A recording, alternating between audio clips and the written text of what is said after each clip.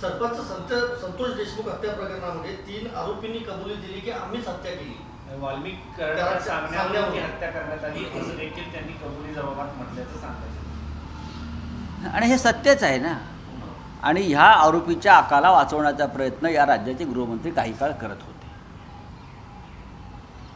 जसं आज ते सातारच्या एका आकाला वाचवत आहेत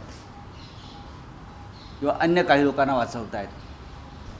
कुणाल कामराच्या स्टुडिओवर हॅबिटेटवर ज्यांनी हल्ला केला आणि जे कुणाल कामराला ठार मारण्याच्या धमक्या देत आहेत त्यांनाही वाचवलं जात आहे.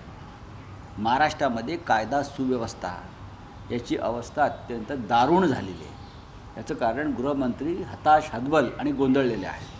बाळासाहेब ठाकरेंना राष्ट्रपुरुषाचा दर्जा दिल्यामुळे त्यांना आता राष्ट्रपुरुषाचा दर्जा आहे.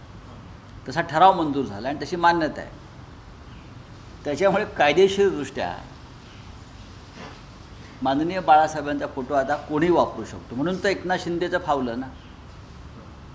म्हणून तर त्यांचं फावलं कारण बाळासाहेबांना राष्ट्रपुरुषाचा दर्जा मिळालेला आहे. आणि महात्मा गांधी असतील किंवा हे सगळे प्रमुख, टिळक असतील, नेहरू असतील, माननीय बाळासाहेब असतील, ते त्या राष्ट्रपुरुषांच्या यादीत आहेत.